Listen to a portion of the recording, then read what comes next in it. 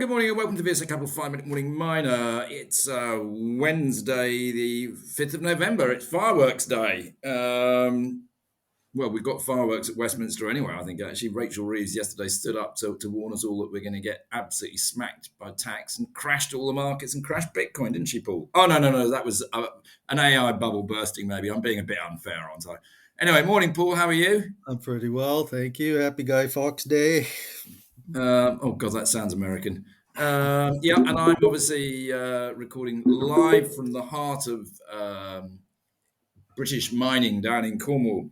I was wandering around mines, etc. yesterday. I will be again today and tomorrow and Friday.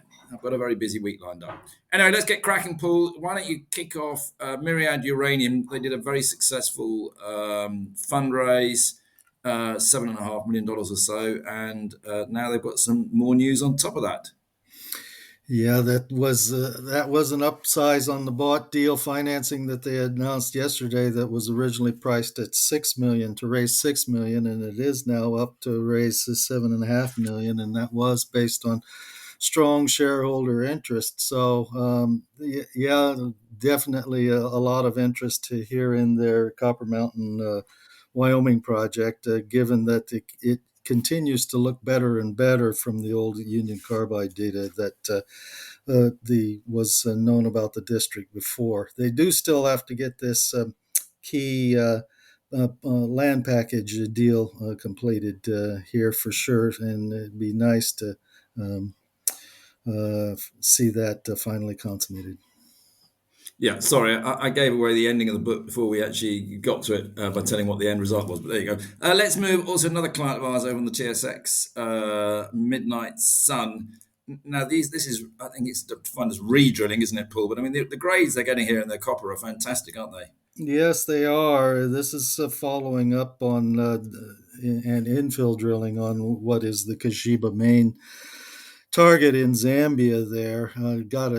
In these results released today includes a hole which had 7.4% copper over 14.8 meters in a hole, and it began at 17 meters of depth as well. So that is definitely a high grade hole there.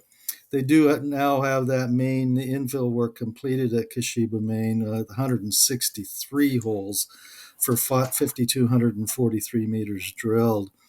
They're still getting RC program results, and those will be incorporated in the maiden resource estimate to be completed yet this year before calendar year end. But the drilling will actually continue at Kashiba Main through the end of this month. Otherwise, at their Kashiba East RC program, that's now drilling is underway there, and they plan to do about 100 RC drill holes on that one as well. And simply because that particular target, in as far as its geochemistry is concerned, looks identical to what they have otherwise hit at Kashiba Main. So looking very promising at this point. Yeah, look, it's been a big favourite of VSA Capital. It's been a fantastic performer, and we've talked a lot about it in the past. It will eventually probably get taken over. It's just too valuable.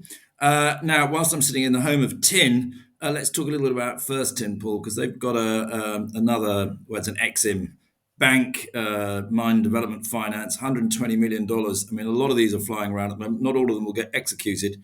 But clearly, this is positive news for First Tin, which is up about 10% this morning. But anything more you want to add to that? Well, I wouldn't get too ahead of the game there. This is just a non-binding letter of intent that they've announced here, which means that the XM Bank will entertain an application from First Tin for a potential 120 million for the development of their Taronga tin deposit in Australia. So it simply means that they see the Exim Bank is aware of the project. It sees worth in it to meet the USA's own critical minerals goals. So please do send in an application is the letter offer.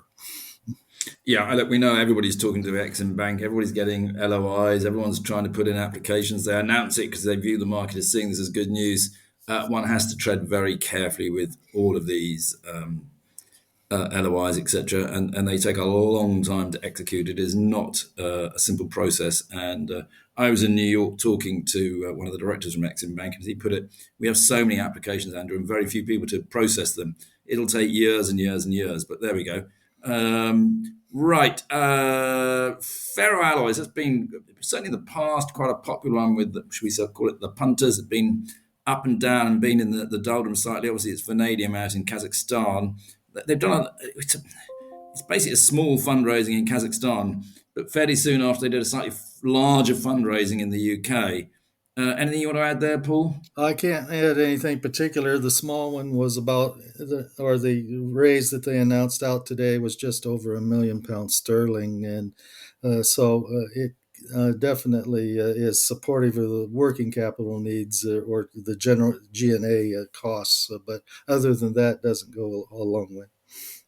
I mean, unfortunately, it's when we were acting for them, did a fundraise, we did it at sort of 8p and it jumped to 45p on the back of Sir Mick Davis coming in. Since then, unfortunately, it did slump right down to about 2p. It's now trading at about 7p or so.